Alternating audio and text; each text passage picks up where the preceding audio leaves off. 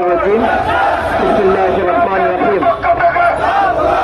إن الحمد لله والصلاة والسلام على من لا نبي بعده وعلى آله وأصحابه أجمعين নন এমপিওভুক্ত শিক্ষা প্রতিষ্ঠানগুলোকে এমপিওভুক্তি করার দাবিতে দীর্ঘদিন ধরে চলমান এই অবস্থান কর্মসূচি আমাদের মাঝে উপস্থিত রয়েছেন সংহতি জ্ঞাপনের জন্য মানবতার মুক্তির আন্দোলন বাংলাদেশ জামাত ইসলামের সংগ্রামী নায়েবে আমির অধ্যাপক মুজিবুর রহমান স্যার, উপস্থিত রয়েছেন ঢাকা মহানগরী দক্ষিণ শাখার সম্মানিত সেক্রেটারি ডক্টর শফিকুল ইসলাম মাসুদ ভাই, অন্যান্য নেতৃবৃন্দ, জাতির জাগ্রত বিবেক, জাতির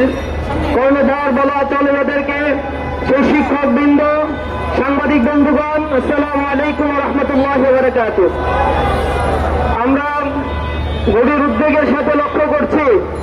স্বাধীন এই বাংলাদেশ, যেটা বাংলাদেশের নতুন একটি অগ্রযাত্রার কথা আমরা বলছি, সেই বাংলাদেশের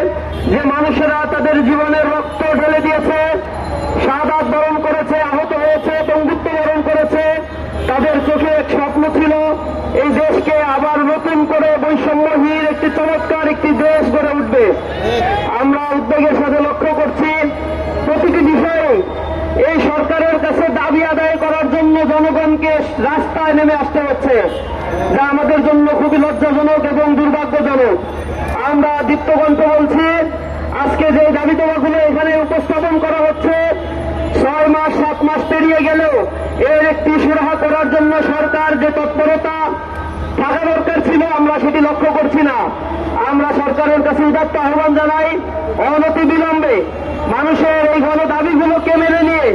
এই দেশকে একটি কার্যকর রাষ্ট্রে পরিণত করার জন্য আপনারা আন্তরিকতার সাথে এগিয়ে আসবেন। আমরা ইসলামী ছাত্র শিবির কেন্দ্রীয় সংগঠন, ইসলামী ছাত্র শিবিরের কেন্দ্রীয় সভাপতির পক্ষ থেকে আজকের এই অবস্থান কর্মসূচি যারা পালন করছেন নন এমপিওভুক্ত শিক্ষকদের এই দাবির প্রতি সমর্থন জানিয়ে তাদেরকে এমপিওভুক্তকরণের জোর দাবি জানাচ্ছি। আমরা উদ্বেগের সাথে আরো লক্ষ্য করছি বাংলাদেশে কয়েকটি সংস্কার কমিশন গঠন করা হয়েছে, কিন্তু শিক্ষা সংস্কার কমিশন যেটি আশু প্রয়োজন ছিল